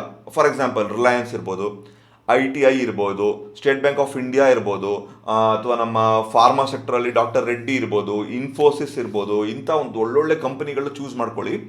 ಒಳ್ಳೆ ಕಂಪನಿ ಇರಬೇಕು. ಪೆನ್ನಿ ಸ್ಟಾಕ್, ಪುಟ್ಪುಟಾಣಿ ಸ್ಟಾಕ್ ಕನ್ಸಿಡರ್ ಮಾಡೋಕ್ಕೆ ಹೋಗಬೇಡಿ. ಈ ಸ್ಟಾಕಿನ ಬೆಲೆ ಎಷ್ಟಾದರೂ ಇರಲಿ, HDFC ಬ್ಯಾಂಕು, ಈ ಥರ ಒಳ್ಳೊಳ್ಳೆ ಸ್ಟಾಕ್ಗಳನ್ನ, L&T ಆಯಿತಾ, ಈ ಥರ ಒಂದು ಸ್ಟಾಕ್ಗಳನ್ನ ತೊಗೊಂಡು ನೀವೊಂದು ಪಟ್ಟಿ ಮಾಡ್ಕೊಂಡಿರ್ತೀರ. ನೆಕ್ಸ್ಟ್ ಏನು ಮಾಡ್ತಿದ್ದೀರಾ, ನೀವು ಹಣವನ್ನು ಹೂಡಿಕೆ ಮಾಡಲು ಬಯಸುವ ಪ್ರತಿ ತಿಂಗಳ ದಿನಾಂಕವನ್ನು ನಿರ್ಧರಿಸಿ. ಇದು ವೆರಿ ವೆರಿ ಇಂಪಾರ್ಟೆಂಟ್. ನೀವು ತಿಂಗಳ ಯಾವ ದಿನಾಂಕ ನೀವು ಇನ್ವೆಸ್ಟ್ಮೆಂಟ್ ಮಾಡ್ತಿದ್ದೀರಾ, ತಿಂಗಳ 1ನೇ ದಿನಾಂಕನ, ತಿಂಗಳ 5ನೇ ದಿನಾಂಕ, ನಿಮ್ಮ ಸಂಬಳ ಬರುವ ದಿನಾನ, ನಿಮ್ಮ ಬರ್ಡೇ ದಿನಾನ, ಏನಾದರೂ ಆಗಿರಲಿ, ಇದು ತುಂಬ ಇಂಪಾರ್ಟೆಂಟ್. ಡಿಸಿಪ್ಲಿನ್. ಯಾಕಂದರೆ ನೀವು ಈ ಡಿಸಿಪ್ಲಿನ್ ಮೇಂಟೈನ್ ಮಾಡಿಲ್ಲ ಅಂದರೆ ಅದು ನಿಮಗೆ SIP ವರ್ಕೇ ಆಗಲ್ಲ. ಯಾಕಂದರೆ ಮಿಸ್ ಮಾಡಿಬಿಡ್ತೀರ. ಒಂದು ತಿಂಗಳು ಈ ತಿಂಗಳು ಕಷ್ಟ ಇದೆ, ನಾನು ಇನ್ವೆಸ್ಟ್ ಮಾಡಲ್ಲ ಅಂದರೆ ಅದು ಮಿಸ್ ಆಗೋಗುತ್ತೆ ಅಲ್ವಾ. ಸೊ ಹಾಗೆ ಪ್ರತಿ ತಿಂಗಳ ನಿರ್ಧಾರಿತ ದಿನವನ್ನು ನಿರ್ಧರಿಸಿ. 1ನೇ ತಾರೀಕು, 5ನೇ ತಾರೀಕು, 10ನೇ ತಾರೀಕು ಏನಾದರೂ ಇರ್ಬೋದು. ಪ್ರತಿ ತಿಂಗಳು ಬಿಡದೇನೆ ಆ ತಿಂಗಳೇನು ಮಾಡಬೇಕು ಅಂದರೆ ಒಂದು ವಿಷಯ ನೋಡಬೇಕು. ಈ 1ನೇ ತಾರೀಕು ನೀವು ಮಾಡ್ತೀನಿ ಅಂತ ಅಂದ್ಕೊಂಡಿದ್ದೀರಾ. 1ನೇ ತಾರೀಕು ಹೋಗಿ ನೀವು ಮೊದಲು ನೋಡಬೇಕಾಗಿದ್ದ ವಿಷಯ ಏನು, ಹೂಡಿಕೆ ದಿನದಂದು ನಿಮ್ಮ 5 ಷೇರುಗಳ ಪಟ್ಟಿಯನ್ನು ಪರಿಶೀಲಿಸಿ ಮತ್ತು ಆ ದಿನದಲ್ಲಿ ಶೇಕಡಾವಾರು ಪ್ರಮಾಣದಲ್ಲಿ ಹೆಚ್ಚು ಕುಸಿದಿರುವ ಷೇರುಗಳಲ್ಲಿ ಹೂಡಿಕೆ ಮಾಡಿ ಅಂತ ಹೇಳ್ತಾ ಇದ್ದೀನಿ. ಏನು ಹೇಳ್ತಾ ಇದ್ದೀನಿ ಈಗ ಇಲ್ಲಿ ನೋಡಿ, ಎಕ್ಸಾಂಪಲ್ ಬರ್ದು ತೋರಿಸ್ತೀನಿ ನಿಮಗೀಗ. ಈಗ 5 ಸ್ಟಾಕ್ ಕೊಂಡ್ಕೊಂಡಿರ್ತೀರ. ಇಲ್ಲಿ 5 ಸ್ಟಾಕ್ ಯಾವುದು, State Bank of India, Reliance, L&T, HDFC. Example ತೊಗೊತಾನೆ ಸುಮ್ಮನೆ ಯಾವುದೊಂದು HDFC ಮತ್ತು ಡಾಕ್ಟರ್ ರೆಡ್ಡಿ, ಅಥವಾ ಇಲ್ಲಿ 2 ಆಯಿತು. ಇದು ಇನ್ಫೋಸಿಸ್ ಅಂದ್ಕೊಳ್ಳೋಣ, ಇನ್ಫೋಸಿಸ್ ಅಂತ ಅಂದ್ಕೊಳ್ಳೋಣ, ಅಥವಾ ಇನ್ಫೋಸಿಸ್ ಅಂತ ಅಂದ್ಕೊಳ್ಳಿ. ಈ 5 ಸ್ಟಾಕ್ ಯಾವುದು ಸುಮ್ಮನೆ ರ್ಯಾಂಡಮ್, ನಾನು ರೆಕಮೆಂಡ್ ಮಾಡ್ತಾ ಇಲ್ಲ, ರ್ಯಾಂಡಮ್ 5 ಸ್ಟಾಕು. ಸೊ ಇಲ್ಲಿ ನೀವು ಮುಂದಿನ ತಿಂಗಳು 5,000 ಮಾಡಬೇಕು. ಅವಾಗ ನೋಡ್ತೀರಾ ಇದೊಂದು 2% ಬಿದ್ದಿದೆ ನೆಗೆಟಿವು, ಆಯಿತಾ. ಇದು ಒಂದು 2% ನೆಗೆಟಿವ್ ಬಿದ್ದಿದೆ, ಆಯಿತಾ. ಇದು ಒಂದು 4% ಮೇಲೆ ಹೋಗಿದೆ, ಇದೊಂದು 3% ಹೋಗಿದೆ ಮೇಲೆ. ನೀವು ಹೂಡಿಕೆ ಮಾಡಿದ ದಿನದಿಂದ ಕ್ಯಾಲ್ಕುಲೇಟ್ ಮಾಡ್ಕೋಬೇಕು. ಫಸ್ಟ್ ಏನು ಹೂಡಿಕೆ ಮಾಡಿರ್ತೀರ ಅದರಿಂದ ದಿನದಿಂದ 3% ಮೇಲೆ ಹೋಗಿದೆ, ಆಯಿತಾ. ಅವತ್ತಿನ ದಿನ ಅಂದರೆ ಯಾವತ್ತು ನೀವು ಇಲ್ಲಿ ಹೂಡಿಕೆ ಮಾಡೋಕ್ಕೆ ಇಷ್ಟಪಡ್ತೀರಾ, 1ನೇ ತಾರೀಕು 5ನೇ ತಾರೀಕು ಯಾವತ್ತು, ಆವತ್ತಿನ ದಿನ ಸ್ಟಾಕು ಬಿದ್ದಿರುತ್ತೆ ಅಥವಾ ಮೇಲೆ ಹೋಗಿರುತ್ತೆ, ಅಥವಾ ಎಲ್ಲನೂ ಮೇಲೆ ಹೋಗಿರ್ಬೋದು, ಎಲ್ಲನೂ ಕೆಳಗೆ ಬಿದ್ದಿರ್ಬೋದು. ಇದೊಂದು -6% ಬಿದ್ದಿರ್ಬೋದು, ಇದೊಂದು ಒಂದು -4% ಬಿದ್ದಿರ್ಬೋದು ಅಲ್ವಾ. ಈ ಥರ ಆಗಿರ್ಬೋದು. ಇದರಲ್ಲಿ ಹೆಚ್ಚು ಬಿದ್ದಿರುವುದು ಯಾವುದು, ಇನ್ಫೋಸಿಸ್. ನಿಮ್ಮ 5,000 ಅಥವಾ ನಿಮ್ಮ 10,000 ಏನಿದೆ ಅದನ್ನು ತೊಗೊಂಡೋಗಿ ಇನ್ಫೋಸಿಸಲ್ಲಿ ಹಾಕಿ. ಏನಕ್ಕೆ, ನಿಮಗೆ ಜಾಸ್ತಿ ಕ್ವಾಂಟಿಟಿ ಬರ್ತಾ ಇದೆ. ನಾ ಸ್ಟ್ಯಾಂಡರ್ಡ್ ಡಿವಿಯೇಷನ್ ಫಾರ್ಮುಲಾ ಹೇಳ್ತಾ ಇದ್ದೀನಿ. ನೀವು ಹಿಂಗೆ ಮಾರ್ಕೆಟ್ ಮೇಲೆ ಹೋಗಿ ಕೆಳಗೆ ಈ ಥರ ಬರ್ತಾ ಇದ್ದು ಹೇಳಿದ್ನಲ್ಲ ನಿಮಗೆ, ಈ ಪಾಯಿಂಟ್ಗಳಲ್ಲಿ ನೀವು ಕೊಂಡ್ಕೊಳ್ಳೋಕ್ಕೋಸ್ಕರ ನಿಮ್ಗೆ ಹೇಳ್ತಾ ಇರೋದು. ಸೊ ಯಾವುದು ಹೈಯೆಸ್ಟ್ ಕುಸಿದಿರುತ್ತೋ ಅದರಲ್ಲಿ ನೀವು ಹೂಡಿಕೆ ಮಾಡಿ. ಸರ್ ನನಗೆ ಎಲ್ಲನೂ ಮೇಲೋಗಿತ್ತು ಅವತ್ತು ಅಂತ ಅಂದ್ಕೊಳ್ಳೋಣ. ಇದೊಂದು 3% ಮೇಲೋಗಿತ್ತು, ಇದೊಂದು 4% ಮೇಲೋಗಿತ್ತು, ಇದೊಂದು 5% ಮೇಲೋಗಿತ್ತು, ಆಯಿತಾ. ಇದೊಂದು 10% ಮೇಲೋಗಿತ್ತು, ಇದೊಂದು 2% ಮೇಲೋಗಿತ್ತು ಅಂತ ಅಂದ್ಕೊಳ್ಳೋಣ. ಓಕೆ, ಈ ಥರ ಹೋಗಿತ್ತು. ಇದರಲ್ಲಿ ಎಲ್ಲ ಮೇಲೋಗಿದೆ. ಸರ್ ಏನು ಮಾಡಲಿ ಅಂದರೆ, ಕಮ್ಮಿ ಮೇಲೋಗಿರೋದು ಯಾವುದು, ಡಾಕ್ಟರ್ ರೆಡ್ಡಿ. ಸೊ ನಿಮ್ಮ ದುಡ್ಡನ್ನು ಫುಲ್ ತೊಗೊಂಡೋಗಿ ಡಾಕ್ಟರ್ ರೆಡ್ಡಿ ಶೇರ್ಗಳು ಕೊಂಡ್ಕೊಳ್ಳಿ. ಪ್ರತಿ ತಿಂಗಳು ನೀವು ಡಾಕ್ಟರ್ ರೆಡ್ಡಿನೇ ಕೊಂಡ್ಕೋತಾ ಇರ್ಬೋದು, ಇಟ್ಸ್ ಓಕೆ. ಆದರೆ ನೀವೇನು ಮಾಡಬೇಕಾಗಿರೋದು, ಯಾವುದು ಕಮ್ಮಿ ಕುಸಿದಿದೆ ಅಥವಾ ಯಾವುದು ಕಮ್ಮಿ ಮೇಲೆ ಹೋಗಿದೆ, ಜಾಸ್ತಿ ಕುಸಿದಿದೆ ಅಥವಾ ಯಾವುದು ಕಮ್ಮಿ ಮೇಲೆ ಹೋಗಿದೆ ಅಂಥ ಒಂದು ಸ್ಟಾಕಲ್ಲಿ ನೀವು ಪ್ರತಿ ತಿಂಗಳು ನೀವು ಇನ್ವೆಸ್ಟ್ ಮಾಡ್ತಾ ಹೋಗಬೇಕು. ಕರೆಕ್ಟ್ ಅದೇ ರೇಟ್ಗೆ. ಮಾರ್ಕೆಟ್ ಎಲ್ಲಾದರೂ ಇರಲಿ, ಏನಾದರೂ ಆಗಿರಲಿ, ಕಾಯಿ ಬೆಳಕು ಹೋಗಬಾರ್ದು. ಸ್ಟಾಪ್ ಲಾಸ್ ಇಲ್ಲ ಇದಕ್ಕೆ. ಏನು ಸುಮ್ಮನೆ ಹೂಡಿಕೆ ಮಾಡ್ತಾ ಹೋಗ್ತಾ ಇರ್ತೀರ. ಓಕೆ, ಇದು ಇನ್ನೊಂದು ಸ್ಟೆಪ್. ಈಗ ನೆಕ್ಸ್ಟ್ ನೋಡೋಣ. ಕುಸಿದಿರೋ ಷೇರುಗಳು ಹೂಡಿಕೆ ಮಾಡಿ. ಪ್ರತಿ ವರ್ಷ ಸಂಖ್ಯೆಯನ್ನು ಸೇರಿಸುತ್ತಾ ಇರಿ ಮತ್ತು ಚಕ್ರ ಬಡ್ಡಿ ಆನಂದಿಸಿ. ಓಕೆ, ಇದು ಪ್ರತಿ ವರ್ಷ ನೀವು ಕ್ವಾಂಟಿಟಿ ಜಾಸ್ತಿ ಮಾಡ್ತಾ ಹೋಗ್ತಾ ಇರ್ತೀರ. ಬಂಡವಾಳಕ್ಕಾಗಿ ನಿಮ್ಮ ಪೋರ್ಟ್ಫೋಲಿಯೋವನ್ನು ದಿವಾಳಿ ಮಾಡಬೇಡಿ ಮತ್ತು ಸ್ಟಾಪ್ ಲಾಸನ್ನು ಅನ್ವಯಿಸಬೇಡಿ. ಸ್ಟಾಪ್ ಲಾಸ್ ಇಲ್ಲ ಇದಕ್ಕೆ. ಓಕೆ, ಈ ಮೆಥಡಲ್ಲಿ.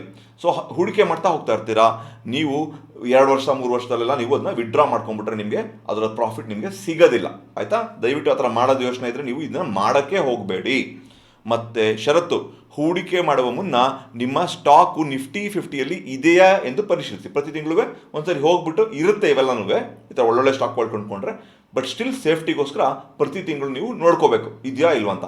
ಅಕಸ್ಮಾತ್ ಇಲ್ಲ ಅಂದರೆ ಆ ಸ್ಟಾಕ್ನ ಅಷ್ಟನ್ನು ನೀವು ಮಾರಿಬಿಟ್ಟು ಆ ಬರುವ ದುಡ್ಡನ್ನು ಯಾವ ಸ್ಟಾಕು ನಿಮ್ಮ ಆಲ್ರೆಡಿ ಪೋರ್ಟ್ಫೋಲಿಯೋಲಿ ಇದೆಯೋ, ಯಾವ ಜಾಸ್ತಿ ಕುಸಿದಿದೆಯೋ ಅದರಲ್ಲಿ ನೀವು ಮತ್ತೆ ಹೂಡಿಕೆ ಮಾಡಿ, ಅಥವಾ ಡಿಸ್ಟ್ರಿಬ್ಯೂಟ್ ಮಾಡಬೇಡಿ. ನಿಮ್ಮ ಪೋರ್ಟ್ಫೋಲಿಯೋದಲ್ಲಿ ಏನಾದ್ರು ಮಾಡ್ಬೋದು, ಡಿಸ್ಟ್ರಿಬ್ಯೂಟರ್ ಮಾಡಿ ಅಥವಾ ಒಂದೆಲ್ಲಾದರೂ ಹಾಕ್ಬೋದು, ಮಾಡಿಬಿಡ್ಬೇಕು. ಇದು ಹೋಗಲ್ಲ ನೋಡಿ. ರಿಲಯನ್ಸ್ ಅಂತ ಒಂದು ಕಂಪನಿ ಬಿದ್ದುಬಿಟ್ರೆ ನಮ್ಮ ದೇಶನೇ ಬಿದ್ದೋಗುತ್ತೆ, ಅಥವಾ ನಮ್ಮ ದೇಶದ ಅರ್ಥವ್ಯವಸ್ಥೆನೇ ಬಿದ್ದೋಗುತ್ತೆ. State Bank of India stock ಬಿದ್ದೋದ್ರೆ ಅದು ನಮ್ಮ ದೇಶದ ಅರ್ಥವ್ಯವಸ್ಥೆನೇ ಬಿದ್ದೋಗುತ್ತೆ. ಸೊ ಹಾಗಾಗಿ ಈ ಥರ ನೀವು ಬ್ಯಾಂಕಲ್ಲಿ ಇಟ್ಟರು ಅದು ಜಮಾರ ಹೋಗುತ್ತೆ, ಆಯಿತಾ. ಸೊ ಅದಕ್ಕೋಸ್ಕರ ಹೇಳ್ತಾ ಇರೋದು, ಇದರಲ್ಲಿ ನಿಮಗೆ ರಿಸ್ಕು ಅಷ್ಟೊಂದಿಲ್ಲ, ತುಂಬ ಲೀಸ್ಟ್ ರಿಸ್ಕ್ ಇರುತ್ತೆ ಇದರಲ್ಲೆಲ್ಲನೂ, ಆಯ್ತಾ. ಸೊ ಈ ಥರ ನೀವು ಪ್ರತಿ ವರ್ಷನೂ ಮಾಡ್ತಾ ಹೋಗಬೇಕು. ಈ ಥರ ಮಾಡ್ತಾ ಹೋದರೆ ನಿಮಗೆ ಒಂದು ಚಕ್ರ ಬಡ್ಡಿ ಅಂತೂ ಅನುಭವಿಸ್ತೀರಾ, ಅದಂತೂ ಖಂಡಿತ. ಇಷ್ಟು ಮಾತ್ರ ಅಲ್ಲ, ಇದು ನೀವು ಹೂಡಿಕೆ ಮಾಡ್ತಾ ಇದ್ದೀರಾ. ನಿಮಗೆ ಇದರಲ್ಲಿ ಏನೇನು ಅಡ್ವಾಂಟೇಜ್ ಇದೆ? ಮೊದಲನೇ ಅಡ್ವಾಂಟೇಜು ನಿಮಗೆ ಕಾಂಪೌಂಡ್ ಇಂಟ್ರೆಸ್ಟ್, ಚಕ್ರ ಬಡ್ಡಿ, ಅದಂತೂ ಬರ್ತಾ ಇರುತ್ತೆ. ಲಾಂಗ್ ಟರ್ಮ್ ನಿಮ್ಮ ದುಡ್ಡಂತೂ ಬಂದೇ ಬರುತ್ತೆ. ಎರಡನೇದು ಡಿವಿಡೆಂಡ್ಸ್ ಏನು ಕೊಡ್ತಾ ಇರ್ತಾರೆ, ಈ ಕಂಪನಿಗಳು ಡಿವಿಡೆಂಡ್ಸ್ ಕೊಡ್ತಾ ಇರ್ತಾರೆ, ಪ್ರತಿ ವರ್ಷ ಡಿವಿಡೆಂಡ್ಸ್ ಕೊಡ್ತಾರೆ, ಅಂದರೆ ಪ್ರಾಫಿಟಲ್ಲಿ ನಿಮಗೆ ಶೇರ್ ಮಾಡ್ತಾ ಇರ್ತಾರೆ, ಆ ಡಿವಿಡೆಂಡ್ಸ್ ಕೂಡ ನೀವು ಅನುಭವಿಸ್ಬೋದು. ಮೂರನೇದೇನು ಸ್ಪ್ಲಿಟ್ ಅಂತ ಹೇಳ್ತಾರೆ, ಆಯಿತಾ. ಸ್ಪ್ಲಿಟ್ ಅಂದರೆ ಈ ಶೇರ್ಗಳು ಒಂದು ಶೇರ್ ಇದೆ ನಿಮಗೆ 2 ಶೇರ್ ಕೊಡ್ತಾರೆ, ಅಥವಾ ಬೋನಸ್ ಅಂತ ಹೇಳ್ಬೋದು, ಬೋನಸ್ ಆಗ್ಬೋದು, ಬೋನಸ್ ಶೇರ್ ಕೊಡ್ಬೋದು. 10 ಶೇರ್ ಇದ್ದರೆ 1 ಶೇರ್ ಫ್ರೀ ಕೊಡ್ತಾರೆ ನಿಮ್ಗೆ ಆಗಾಗ. ಸೊ ಈ ಥರ ಬೋನಸ್ಗಳು ಕೊಡ್ತಾ ಇರ್ತಾರೆ, ಆ ಅಡ್ವಾಂಟೇಜು ಸಿಗುತ್ತೆ. ನಾಲ್ಕನೇದು ನಿಮಗೆ ಪ್ರಿಫರೆನ್ಷಿಯಲ್ ಬೈಯಿಂಗ್ ಅಂತ ಹೇಳ್ತಾರೆ. ಅಂದರೆ ಪ್ರಿಫರೆನ್ಷಿಯಲ್ ಅಂದರೆ ನೀವು ಆಲ್ರೆಡಿ ಸ್ಟಾಕ್ ಇನ್ವೆಸ್ಟರ್ ಆಗಿದ್ದರೆ ನೀವು ಇಷ್ಟು ಸ್ಟಾಕ್ನ ಕನ್ಸೆಷನ್ ರೇಟಲ್ಲಿ ತೊಗೋಬೋದು ಅಂತ, ಆ ಥರ ಬೆನಿಫಿಟ್ಸು ಕೊಡ್ತಾ ಇರ್ತಾರೆ. ಸೊ ಹಾಗಾಗಿ ಇನ್ನೂ ಹಲವಾರು ಬೆನಿಫಿಟ್ಸ್ ಇದೆ. ಇದು ಎಲ್ಲಕ್ಕಿಂತ ಮೇನ್ ಆಗಿ ನಿಮಗೆ ಟ್ಯಾಕ್ಸ್ ಏನಿದೆ, income tax, long term capital gain ಅಂತ ಹೇಳ್ತಾರೆ. Long term capital gain tax ಏನಿದೆ ಅದು ಬರೀ 10% ಮಾತ್ರ. 1 ಲಕ್ಷದ ಮೇಲೆ ಪ್ರಾಫಿಟ್ ಮಾಡಿದ್ರೆ ಇದು ಲೋಯೆಸ್ಟ್ ಇನ್ಕಮ್ ಟ್ಯಾಕ್ಸ್. ನಮ್ಮ ಇಂಡಿಯಾದಲ್ಲಿ ಎಲ್ಲ ವ್ಯವಸ್ಥೆಗಳಿಗಿಂತ lowest income tax. Even FD ಇಟ್ಟರು ನೀವು ನಿಮ್ಮ ಟ್ಯಾಕ್ಸ್ ಬ್ರ್ಯಾಕೆಟ್ ಏನಿದೆ ಅದ್ರ ಪ್ರಕಾರ ನೀವು ಟ್ಯಾಕ್ಸ್ ಕೊಡಬೇಕು. ಅಕಸ್ಮಾತ್ ನೀವೇನಾದರೂ 30% ಟ್ಯಾಕ್ಸ್ ಬ್ರ್ಯಾಕೆಟಲ್ಲಿದ್ದರೆ ನೀವು FDಲಿ ಬರುವ ಪ್ರಾಫಿಟಲ್ಲಿ 30% ನೀವು ಇನ್ಕಮ್ ಟ್ಯಾಕ್ಸ್ ಕಟ್ಟಬೇಕಾಗತ್ತೆ. ಆದರೆ ನೀವು ಸ್ಟಾಕ್ಸಲ್ಲಿ ಇನ್ವೆಸ್ಟ್ ಮಾಡಿದರೆ 1 ಲಕ್ಷ ತನಕ ಪ್ರಾಫಿಟ್ ಬರೋ ತನಕ ನೀವು ಏನೂ ಟ್ಯಾಕ್ಸ್ ಕಟ್ಟೋದಿಲ್ಲ, 0 ಟ್ಯಾಕ್ಸು. ಅದರ ಮೇಲೆ ಬರುವ ಪ್ರಾಫಿಟಲ್ಲಿ ಬರೀ 10% ಮಾತ್ರ ಇನ್ಕಮ್ ಟ್ಯಾಕ್ಸ್ ಕಟ್ತಾ ಇರ್ತೀರ.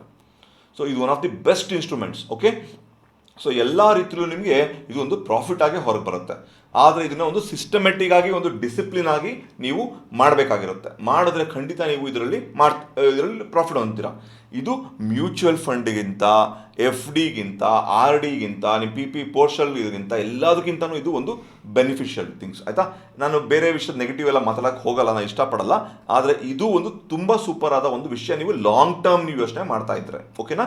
So very important. ಮೊದಲಾಗಿ ಹೇಳ್ತೀನಿ, ಇದರಲ್ಲಿ ಚಕ್ರಬಡ್ಡಿ, ಕಾಂಪೌಂಡಿಂಗ್ ಇಂಟ್ರೆಸ್ಟ್, ಎರಡನೇದು ಸ್ಟ್ಯಾಂಡರ್ಡ್ ಡಿವಿಯೇಷನ್ ಯಾಕಾಗತ್ತೆ ಅಂತ ಹೇಳಿದ್ದೀನಿ, ಮಾರ್ಕೆಟಲ್ಲಿ ಆಗೋದ್ರಿಂದ ಇದು ಉಳಿಸ್ಬೋದು ಹೇಳ್ತೀನಿ, ಸ್ಟ್ಯಾಂಡರ್ಡ್ ಡಿವಿಯೇಷನ್ ಆಗ್ತಾ ಇದೆ. ಮೂರನೇದು, ನೀವು ಮಾರ್ಕೆಟ್ ಬೀಳುತ್ತೋ ಮೇಲತ್ತೋ ಅದೆಲ್ಲ ತಲೆ ಕೆಡ್ಸ್ಕೊಳಕ್ಕೆ ಹೋಗಲ್ಲ, ನೀವು ಕ್ವಾಂಟಿಟಿ ಇನ್ಕ್ರೀಸ್ ಮಾಡ್ಕೋತೀರಾ ಮಾರ್ಕೆಟ್ ಬಿದ್ದಾಗ. ನಾಲ್ಕನೇದು ಅಡ್ವಾಂಟೇಜ್, ಮ್ಯೂಚುವಲ್ ಫಂಡ್ಗೂ ನಮಗೂ ಏನು ಅಡ್ವಾಂಟೇಜು, ಮ್ಯೂಚುವಲ್ ಫಂಡ್ ಅವರು ಪ್ರತಿ ತಿಂಗಳು ನೀವು ಕೊಡೋ 5,000ನ ಆ 100 ಸ್ಟಾಕಲ್ಲಿ ಇನ್ವೆಸ್ಟ್ ಮಾಡ್ತಾರೆ. ಅವ್ರು ನೋಡಲ್ಲ ಸ್ಟ್ಯಾಂಡರ್ಡ್ ಡಿವಿಯೇಷನ್ ಬೆನಿಫಿಟ್, ಅವರು ನಿಮಗೆ ಕೊಡೋದೇ ಇಲ್ಲ ಸ್ಟ್ಯಾಂಡರ್ಡ್ ಡಿವಿಯೇಷನ್ ಬೆನಿಫಿಟ್. ಅವ್ರೇನು ಮಾಡ್ತಾರೆ, ನೀವು ಕೊಡೋ 10,000 ರೂಪಾಯಿನ ಅಷ್ಟು ಸ್ಟಾಕಲ್ಲಿ ಇನ್ವೆಸ್ಟ್ ಮಾಡ್ತಾರೆ, ಬಿಲ್ಡ್ ಇರಲಿ ಮೇಲೋಗಿರಲಿ ಯಾವುದೇನಾಗಿರಲಿ ಎಲ್ಲ ಹಾಕ್ತಾರೆ. ಸೊ ನಿಮಗೆ ಒಂದು ಆವ್ರೇಜ್ ಆಗೋಗುತ್ತೆ ಮ್ಯೂಚುವಲ್ ಫಂಡಲ್ಲಿ ನಿಮ್ಮ ಪ್ರಾಫಿಟ್ಟು. ಲಾಸ್ ಆದರೆ ಅಷ್ಟು ಲಾಸ್ ನಿಮ್ಮ ತಲೆ ಮೇಲೆ ಬರ್ತಾ ಇರುತ್ತೆ. ಇಲ್ಲಿ ನಾವೇನು ಮಾಡ್ತಾ ಇದ್ದೀವಿ, ಈ ಸ್ಟ್ಯಾಂಡರ್ಡ್ ಡಿವಿಷನ್ ಬೆನಿಫಿಟ್ ಮಾಡ್ತಾ ಇದ್ದೀವಿ. ಹೆಂಗೆ, ಯಾವ ಸ್ಟಾಕು ಜಾಸ್ತಿ ಕೂತಿದೆಯೋ ಅದರಲ್ಲಿ ಹುಡುಕ್ತಾ ಇದ್ದೀವಿ, ಹುಡುಕಿ ನಾವು ಅಲ್ವಾ. ಸೊ ಹಾಗಾಗಿ ನನಗೆ ಸ್ಟ್ಯಾಂಡರ್ಡ್ ಡಿವಿಷನ್ ಬೆನಿಫಿಟ್ ಫುಲ್ ಬರುತ್ತೆ. ನಂಗೆ ವರ್ಷಕ್ಕೇನು 25%, 30% ನಾನು ಏನು ಗೇನ್ ಮಾಡಬೇಕು ಅಂತ ಅಂದ್ಕೊಂಡಿದ್ದೀನಿ, ಅಷ್ಟು ನನಗೆ ಸಿಗುವ ಸಾಧ್ಯತೆಗಳಿರುತ್ತೆ, ಓಕೆನಾ. ಸೊ ಹಾಗಾಗಿ ನನಗೆ ಪ್ರಾಫಿಟ್ ಫ್ಯಾಕ್ಟರ್ ತುಂಬ ಜಾಸ್ತಿ ಇರುತ್ತೆ ನನಗೆ. ಓಕೆ, ಇದು 2-3-4 ನಿಮಿಷ. ಆಮೇಲೇನು ಡಿಸಿಪ್ಲಿನ್, ಪ್ರತಿ ತಿಂಗಳು ಮಾರ್ಕೆಟ್ ಬೀಳ್ದಿರಲಿ ನೀವು ನಿರ್ಧರಿತ ದಿನ ಹೋಗಿ ನೀವು ಇನ್ವೆಸ್ಟ್ ಮಾಡ್ತಾ ಇರ್ತೀರಾ. ಆಮೇಲೆ ಸೇಫ್ಟಿಗೋಸ್ಕರ ಏನು ಮಾಡ್ತಿರ್ತೀರಾ, ನೀವು ಇನ್ವೆಸ್ಟ್ ಮಾಡೋಕ್ಕೆ ಮುಂಚೆ ನಿಮ್ಮ ಸ್ಟಾಕು ನಿಫ್ಟಿ 50 ಇದೆಯಾ ಇಲ್ವಾ ಅಂತ ಚೆಕ್ ಮಾಡ್ತಾ ಇರ್ತೀರ. ನಿಫ್ಟಿ 50 ಇರಬೇಕಷ್ಟೇ, ಟಾಪ್ 5 ಇದೆಯಾ ಟಾಪ್ 10 ಇದೆಯಾ ಅದು ಬೇಕಾಗಿಲ್ಲ, ನಿಫ್ಟಿ 50 ಇರಬೇಕು ಸ್ಟಾಕ್ ಅಷ್ಟೇ. ನಿಫ್ಟಿ 50 ಇರಬೇಕಾದ್ರೆ ಅದು ಒಂದು ಕ್ರೈಟೀರಿಯಾ ಇರ್ತದೆ, ಅದಕ್ಕೋಸ್ಕರ ಅದೆಲ್ಲ ಹೊಂದಿದರೆ ಮಾತ್ರ ಅದು ನಿಫ್ಟಿ 50 ಇರುತ್ತೆ ಅಲ್ವಾ. ಸೊ ಹಾಗಾಗಿ ನಿಫ್ಟಿ 50 ಇದೆಯಾ ಅಂತ ನೀವು ಚೆಕ್ ಮಾಡ್ಕೋಬೇಕು. ಓಕೆ, ಸೊ ಇದು ಇಂಪಾರ್ಟೆಂಟ್ ಆದ ಒಂದು ವಿಷಯ ನೀವು ಇವತ್ತು ಕಲ್ತ್ಕೊಂಡಿದ್ದೀರಾ.